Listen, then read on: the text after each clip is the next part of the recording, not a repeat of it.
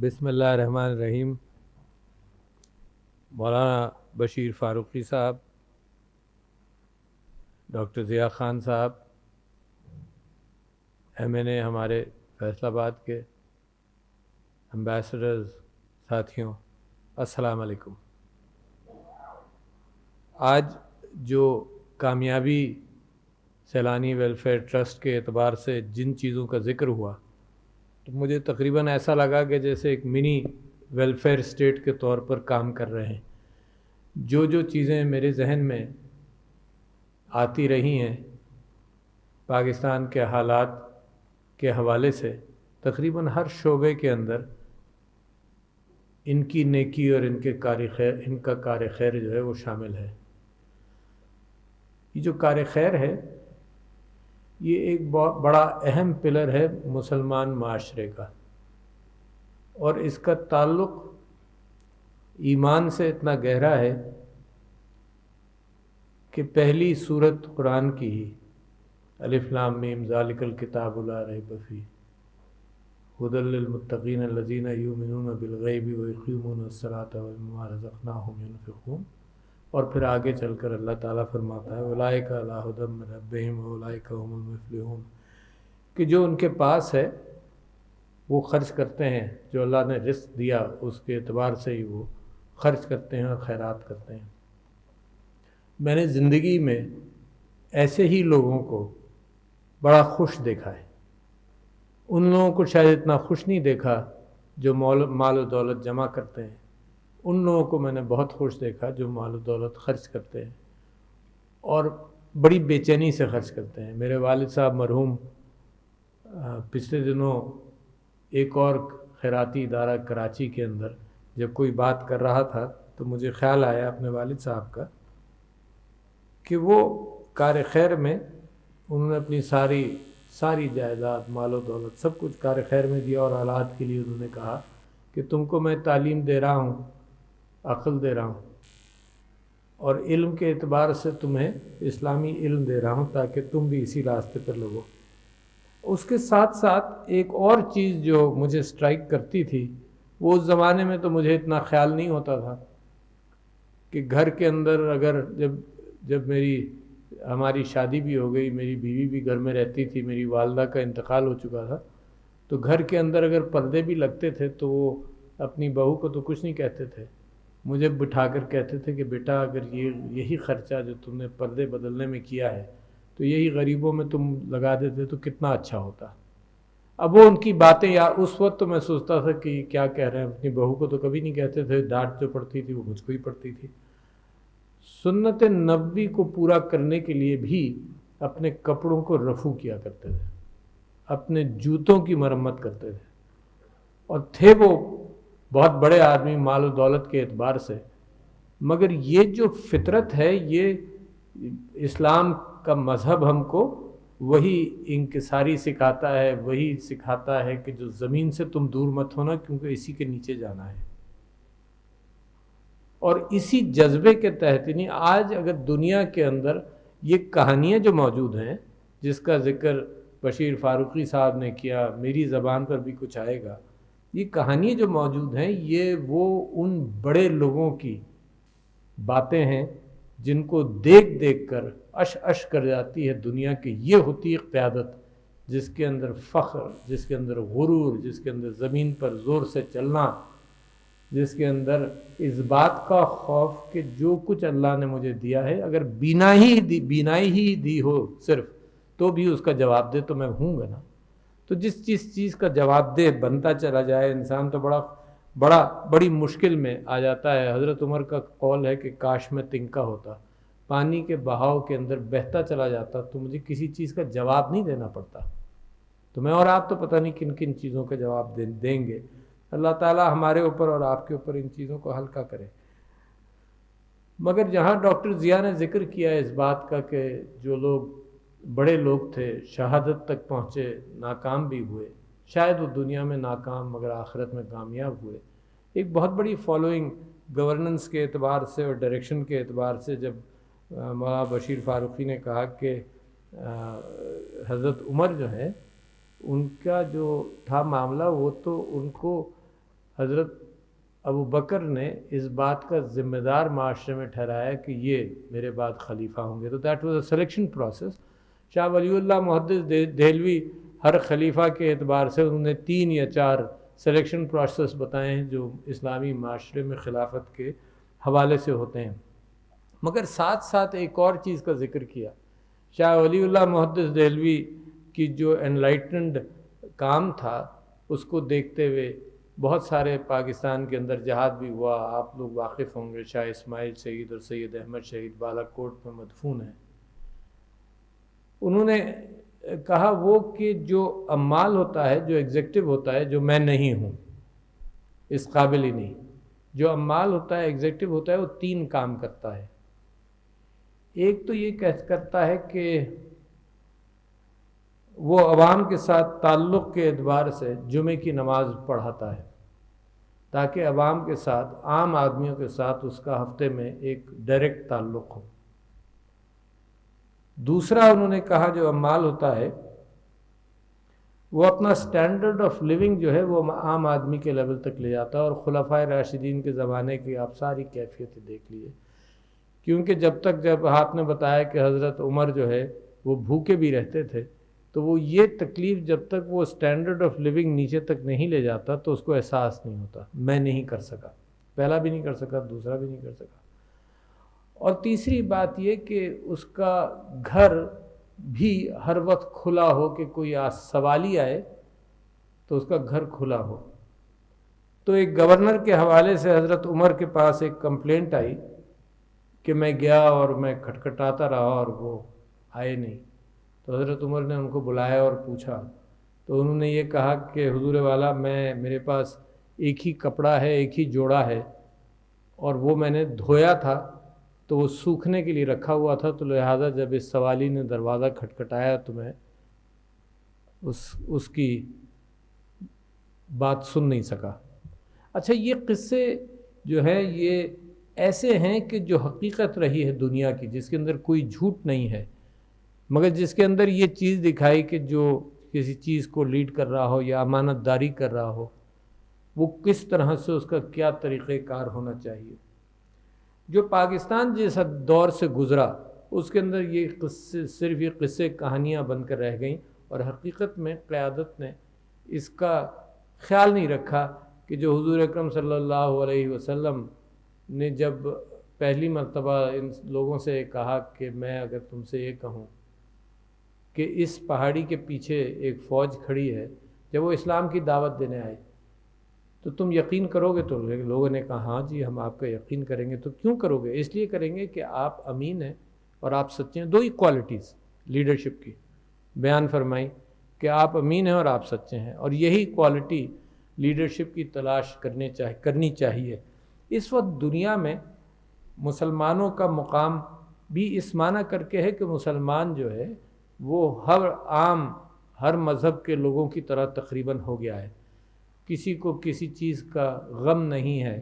اگر کشمیر کے اندر یہ کیفیت ہوئی تو مسلمان ہیں، پاکستان نے تو بہت ریئیکٹ کیا اور جستجو کی، مگر دنیا کے مسلمانوں نے اس کے اوپر مسلمانوں نے کی ممکن ہے مگر لیڈرشپ نے کم کی. اور یہ آپ جانیے کہ میں اس بات کو آج آپ کے ہی سلسلے کی کڑی سے ملانا چاہتا ہوں کہ کیوں کم کی. وہ اس وجہ سے کم کی کہ ایک مسلمانوں کی قیادت تھی جو تاریخ میں ہماری قیادت رہی خلفائے راشدین کے زمانے میں، اور حضرت عمر بن عبدالعزیز کے واقعات بھی اس بات کی نشاندہی کرتے ہیں کہ کیسی ہو. تو ایک تو وہ تھا، اور ایک آج کا زمانہ جس کے پاس طاقت تھی، وہ طاقت اس لیے تھی کہ اس نے ان کی مدد کرنی تھی جو ڈپرائیوڈ ہیں معاشرے کے، جو کمزور طبقات ہیں، ان کے لیے تھی طاقت. ان کے لیے نہیں تھی جو تگڑے ہیں معاشرے میں، کیونکہ ان کو طاقت کی ضرورت نہیں. تو حضرت ابو بکر بھی یہ فرماتے تھے میں ان کے لیے سخت ہوں گا جن کے پاس اللہ نے دیا ہوا ہے جن کو کچھ، اور ان کے لیے نرم ہوں گا اور ان کی وجہ سے دوسروں پر سختی کر سکتا ہوں جن کو اللہ تعالیٰ نے کم دیا. تم جو رسپانسبلٹی آف دا اسٹیٹ ہے وہ یہی ہے کہ ڈپرائیوڈ طبقے کی فکر کرے. تو اگر آج دنیا میں پاکستان کی آواز نہیں تھی، اور اب انشاءاللہ تبدیلی آنا شروع ہو جائے گی اور ہو گئی ہے اور آپ نے دیکھ بھی لیا ہے، اگر نہیں تھا تو اس کی وجوہات بہت ساری ہیں. اس کی وجہ یہ بھی ہے کہ دنیا آج کل وزن جو کرتی ہے وہ طاقت کا کرتی ہے. صرف وہ طاقت کون سی؟ یا تو ہتھیار کی طاقت ہو یا معیشت کی طاقت ہو. جو عقل اور فہم اور انصاف کی طاقت ہے اس سے دنیا آج بالکل واقف نہیں، بالکل واقف نہیں. آپ league of nations, United nations, سارے فورمز کو آپ دیکھ لیجئے، جو بڑی مارکیٹ ہے اس کی آواز ہے. اس میں اصولوں کی کوئی بات نہیں ہے کہیں بھی. تو وہی ہم نے اب کشمیر کے معاملے میں بھی دیکھا. اور مسلمان کے خلفائے راشدین کی طاقت جو تھی اس کا تو وہ تو اصولوں پر بیٹھی تھی، اصولوں پر جمی تھی.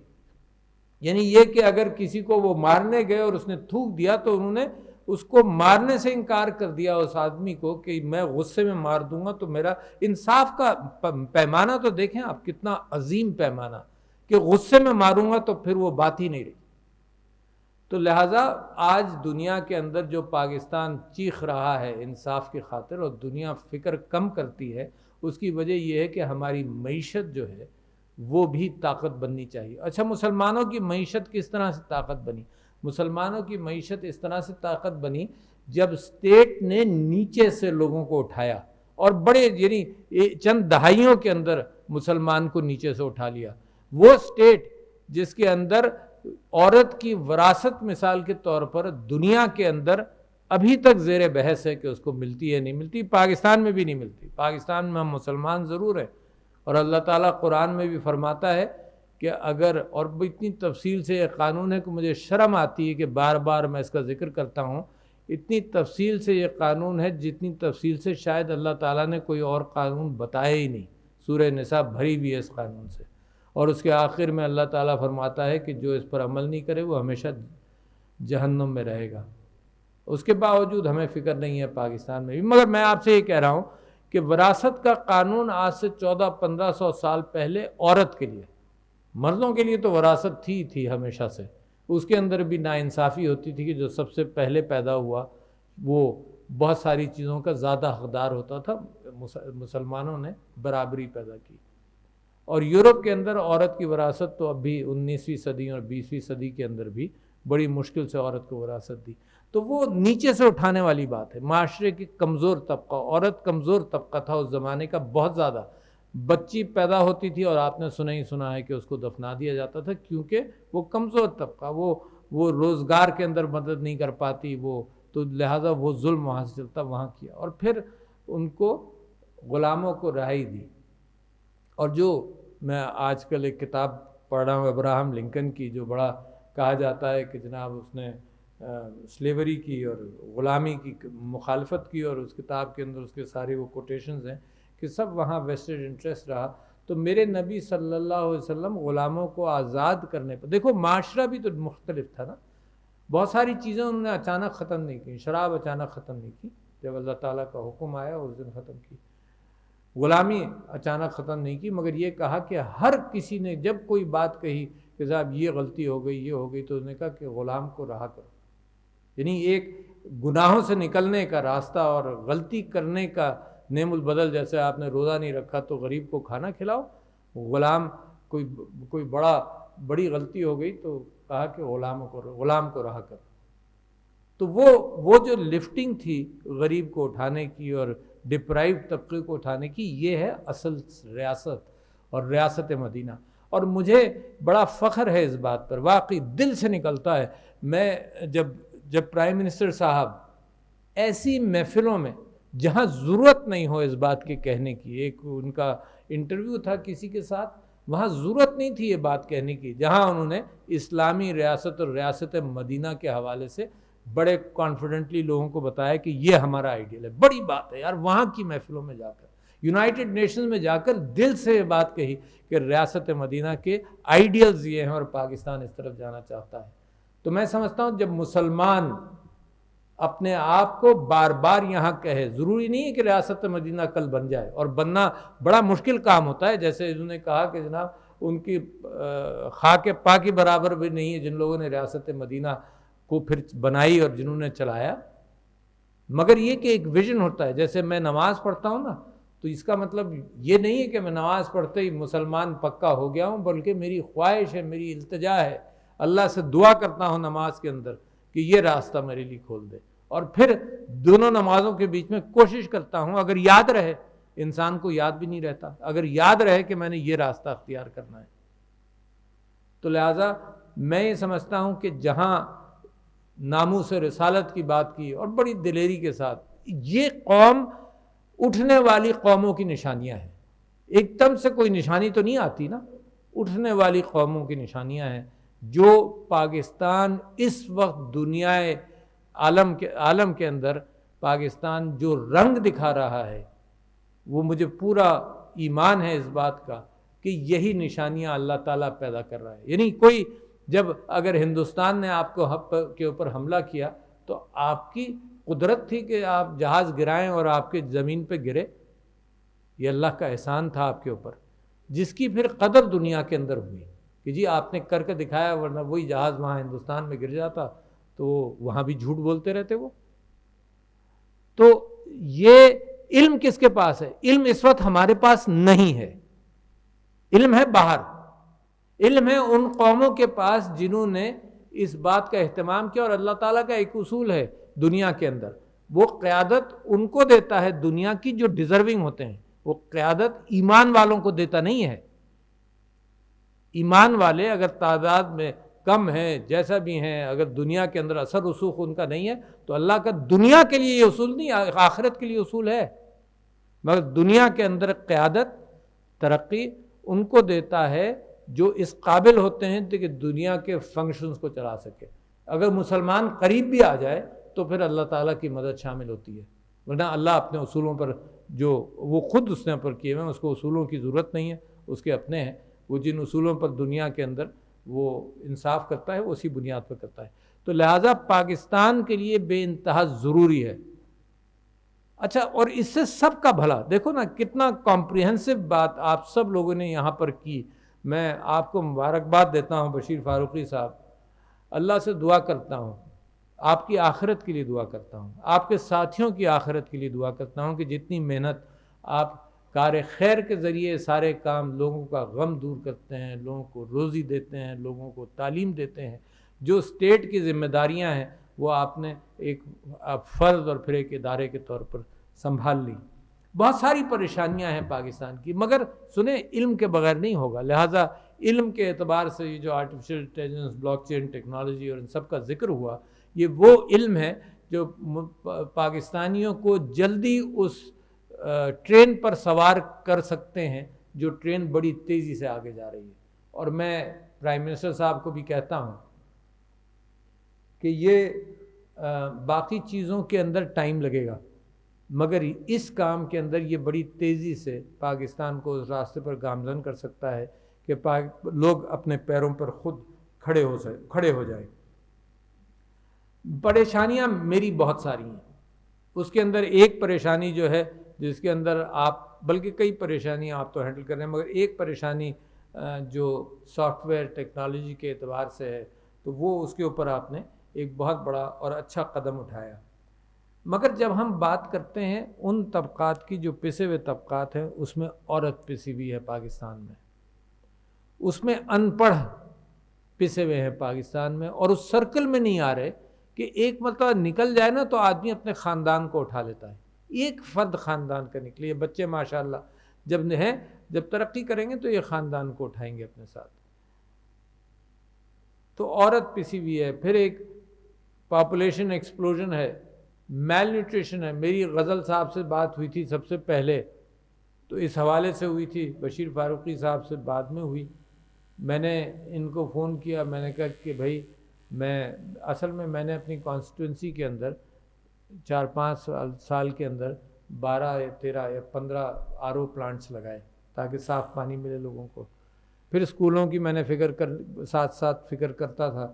تو مجھے یہ خیال ہوا کہ یہ سٹنٹنگ جس کا پرائم منسٹر صاحب نے ذکر بھی کیا تھا، یہ وہ کیفیت ہے جو بچے کے 1000 دن کے اندر ہو جاتی ہے اور پرماننٹ رہتی ہے، یعنی یہ اور دماغ پر اثر کرتی ہے کہ اس کا انٹلیکٹ کمزور ہو جاتا ہے۔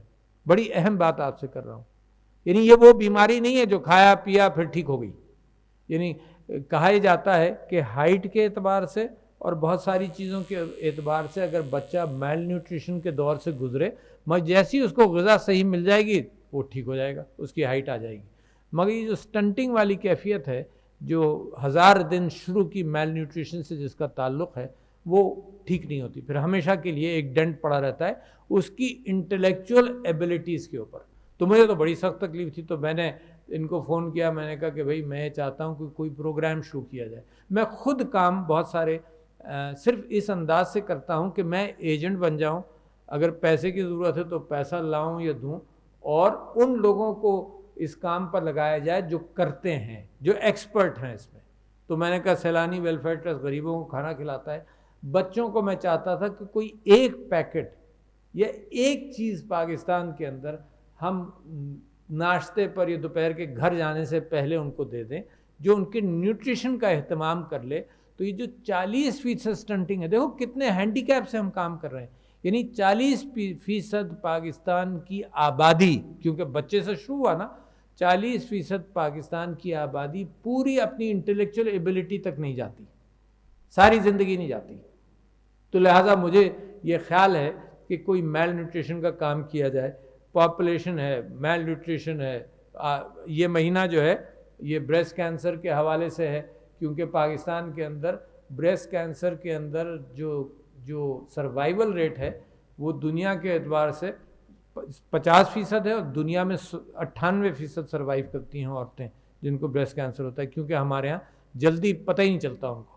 تو لہٰذا اس مہینے وہ بھی کام کر رہے ہیں۔ تو میں یہ کہتا ہوں کہ کام آپ نے ماشاءاللہ، ایک اور چیز آپ سے ذکر کر دوں، آپ سیلانی ویلفیئر ٹرسٹ کے اعتبار سے جو ڈفرینٹلی ایبلڈ، جن کو ہم ڈس ایبلڈ کہتے ہیں، ان کا بھی اپنی نوکریوں کے اندر اور اپنی تعلیم کے نظام کے اندر ان کو بھی مقام دیں، بہت ضروری ہے ان کو بھی مقام دیں۔ تو کیونکہ یہ 10 یا 15% پاکستان کی آبادی کا حصہ ہیں، تو یہ جو تھیلیسیمیا کے اعتبار سے آپ ماشاءاللہ سینٹر بھی چلا رہے ہیں، اور اسی جگہ پر کھڑے ہو کر میں نے اس پچھلے رمضانوں کے دوران تقریباً 5 یا 6 یہاں پر صرف ڈپرائیوڈ لوگوں کے ساتھ بیٹھ کر کھانا کھایا اور ان سے بات کی۔ اس کے اندر یتیم تھے، یتیموں کے ساتھ 2-3 محفلیں ہوئی ہال بھر بھر کے، اس میں تھیلیسیمیا کے مریض بھی تھے، اس میں ڈس ایبلڈ بچے بھی تھے۔ جب تھیلیسیمیا کے مریض تھے، اس کے اندر ایک بچہ یہاں آ کر اس نے بڑی زوروں میں تقریر کی، اور اس نے یہ کہا کہ میرا باپ مر چکا ہے تھیلیسیمیا میں، میرے بھائی مر چکے ہیں، مگر میں نے میلسی کے اندر اس نے تھیلیسیمیا سینٹر لگوانے میں بھی مدد کی، اور وہ ٹھیلے پر کوئی چیز بیچتا تھا۔ تو اس نے کہا یہ کہ میں انشاءاللہ، اللہ مجھے زندگی دے گا، میں انشاءاللہ یہ کام کرتا رہوں گا۔ مگر یہ بیماری ایسی ہے کہ 15 دن یہ تقریر کرنے کے بعد اللہ نے اس کو اٹھا لیا۔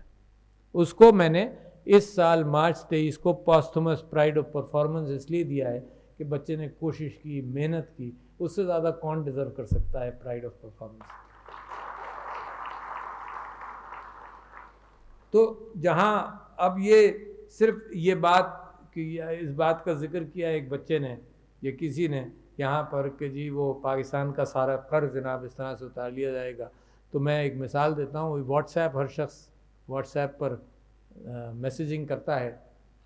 واٹس ایپ جس آدمی نے ڈیولپ کیا، اور یہ بھی وہی سافٹ ویئر ہے جو آپ لوگ سیکھ رہے ہیں اب بنانا، ایپس، جس نے اس کو بنایا وہ یوکرین کا رہنے والا تھا، اور اس کے اپنے ملک کے اندر، اب پاکستان کی بھی مثال آپ کو اس کے ساتھ جوڑ رہا ہوں، جس کا میں سمجھتا ہوں مجھے بڑی کوشش کرنی ہے، اور آپ سب لوگوں نے مل کر اور ہمارے ایم این ایز اور ایم پی ایز نے، ایز آف ڈوئنگ بزنس۔ اس کو یوکرین کے اندر وہ کام کرنے کا موقع نہیں ملا، اس نے کہا کہ کمپنی بناؤں گا، اتنی مشکل ہے کمپنی بنانا، یہ سارا امریکہ چلا گیا۔ واٹس ایپ جب اس نے بیچا، فیس بک کو شاید بیچا $19 ارب کا، اور وہ اس کے ملک کے قرض سے کہیں زیادہ پیسے تھے۔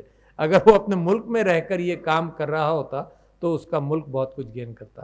آپ کے اپنے आउटस्टैंडिंग लोगों ने करीम बनाया है, मगर ये कि वो रजिस्टर वो दुबई वगैरह के अंदर हुआ। आपके लोगों ने अरबों डॉलर दुनिया में कमाए, मगर मुल्क के अंदर ईज़ ऑफ डूइंग बिजनेस ना होने की वजह से ये सब लोग बाहर जाकर इन्होंने काम किए हैं। तो लिहाजा ये जो आर्टिफिशियल इंटेलिजेंस और नेटवर्किंग के एतबार से और ब्लॉकचेन टेक्नोलॉजी, जिस चीज़ का इंटरनेट ऑफ थिंग्स और क्वांटम कंप्यूटिंग का जिक्र किया, इनफैक्ट इसी वक्त ताज़ा मैं मजमून पढ़ कर आ रहा हूँ, इकोनॉमिस्ट में है, द श्रोडिंगर एक साइंटिस्ट था जिसने सबसे पहले ये बात की कि यानी जो क्वांटम फिज़िक्स है वो इतनी अनोखी चीज़ है जिसके अंदर अगर आप लोग पढ़ें और शौक़ से पढ़ें तो जिसके अंदर दुनिया को समझ में नहीं आता और लोगों की समझ में नहीं आ रहा, और लोग उसका एक्सप्लेनेशन ये दे रहे हैं कि एक वक्त में कई कायनातें यहाँ पर एग्जिस्ट करती हैं। यानी हम तो पहले ही से कुरान के अंदर जब अल्लाह ताला जिन्नात का और फरिश्तों का जिक्र करता है तो वो इसी कायनात के अंदर और भी कायनातें हैं जिसके अंदर इनका वजूद है। तो वो क्वांटम फिज़िक्स के अंदर जो चेंज आई है वो 55 बिट कंप्यूटर जनाब गूगल ने बनाया, और उसके मुतालिक इस बात का जिक्र है कि वो कंप्यूटर 4 घंटे के अंदर वो काम करेगा जो एग्जिस्टिंग कंप्यूटर्स 8-10 हज़ार साल में करते हैं। तो दुनिया तो बड़ी तेज़ी से आगे जा रही है, और पाकिस्तान अगर पीछे रह गया तो उसके अंदर सैलानी वेलफेयर ट्रस्ट और दूसरे इदारे, हायर एजुकेशन कमीशन के मैं पीछे पड़ा हूँ, लाख आदमी, मुझे जर्मन एम्बेसडर कहकर गया, जापानीज़ एम्बेसडर ने मुझको कहा, सिलिकॉन वैली के पाकिस्तानी ये कहते हैं तो हमें लाख आदमी दे दो आज, तो हम लाख लोगों को आज एम्प्लॉयमेंट दे दें, लाख लोगों को।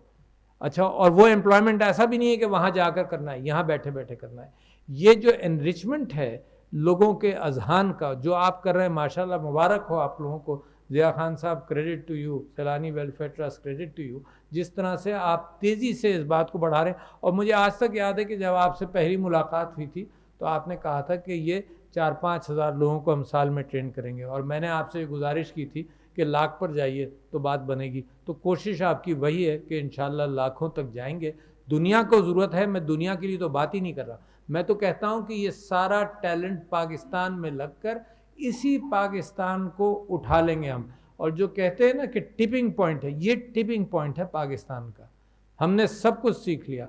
मैं समझता हूँ कि हज़रत मूसा की कौम जिस तरह से 40 साल अल्लाह ताला ने उसको भटकने दिया कि जब तक ये ख़ुद अपना रास्ता जहनी रास्ता, वैसे तो रास्ते बहुत सारे थे, जब तक अपना जहनी रास्ते का तयन नहीं कर लेगा तो ये कौम तैयार नहीं है। मैं समझता हूँ पाकिस्तान बहुत भटक चुका और पाकिस्तान ने बहुत कुछ सीख लिया, लीडरशिप आज मिल गई, और कौम इतनी बेचैन है और इतनी उसूलों की पाबंद है। वो जो कौम खैरात के एतबार से दुनिया की अनोखी कौमों में है, कम नहीं है दुनिया के अंदर, ऐसे लोग कम हैं जो पाकिस्तान के अंदर खैरात की बुनियाद पर इतना काम किया है पाकिस्तानियों ने कि कोई मिसाल नहीं मिलती इस वक्त दुनिया में।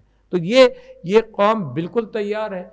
मैं मुख्तलिफ़ जगहों पर जिक्र करता हूँ कि अफ़गान रेफ्यूजीज़ को जिस तरह से हमने ठहराया, उनकी खिदमत की 35 लाख एक वक्त के अंदर, तो दुनिया तो 100 रेफ्यूजीज़ लेने के लिए आज तैयार नहीं है। तो हर एतबार से इस कौम ने अल्लाह ताला के सामने इस बात को दिखाया कि हम में पोटेंशल है, और उस पोटेंशल के एतबार से we are at the tipping point. दुनिया आपकी कदर करने लगी है, मईशत थोड़ी सी बेहतर हो जाए, और बच्चों आप पढ़कर जिस अंदाज से अब निकल रहे हैं, मुझे पूरी उम्मीद है कि एक नया इंसाफ वाला पाकिस्तान जो है वो बनना शुरू हो गया, और इंशाअल्लाह हम और आप सब यहाँ दुनिया के अंदर और अल्लाह की बारगाह के अंदर हम सब कामयाब होंगे इंशाअल्लाह। बहुत शुक्रिया। अस्सलाम वालेकुम।